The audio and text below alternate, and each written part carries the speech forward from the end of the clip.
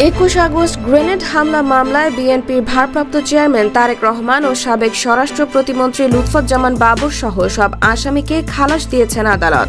রবিবার বেলা 11টায় বিচারপতি একেএম আসাদুজ্জামান ও বিচারপতি সৈয়দ এনায়েত হোসেনের হাইকোর্ট এ রায় দেন।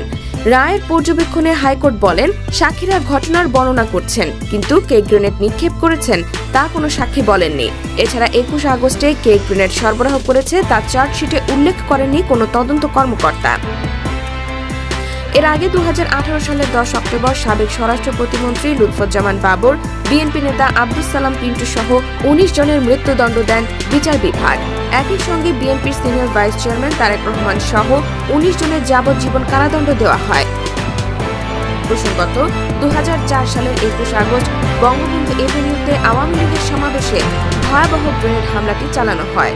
অল্পের জন্য ওই হামলা থেকে প্রাণে বেঁচে যান আওয়ামী লীগ সভাপতি ও তৎকালীন বিরোধী দলীয় নেত্রী শেখ হাসিনা। তবে হামলায় আওয়ামী লীগের মহিলা বিষয়ক সম্পাদক সাবেক রাষ্ট্রপতি জিল্লুর রহমানের স্ত্রী আইভি রহমান সহ 40 জন নিহত হন। আহত হন দলের 3 শতাধিক নেতাকর্মী। ঘটনার পরদিন মতিঝিল থানার উপপরিদর্শক ফারুক আহমেদ বাদী হয়ে মামলা করেন। এদিকে 2009 সালে আওয়ামী লীগ সরকার ক্ষমতায় আসার পর রাষ্ট্রপক্ষের আবেদনের পর অধিকতর তদন্তের নির্দেশ দেন আদালত। 2 বছর তদন্তের পর 2011 সালের 3 জুলাই 30 জনকে আসামি করে সম্পূরক অভিযোগপত্র দাখিল করা হয়। আজ হাইকোর্টের এই শুনানিতে সকল দণ্ডপ্রাপ্ত আসামিদের খালাস দেওয়া হয়।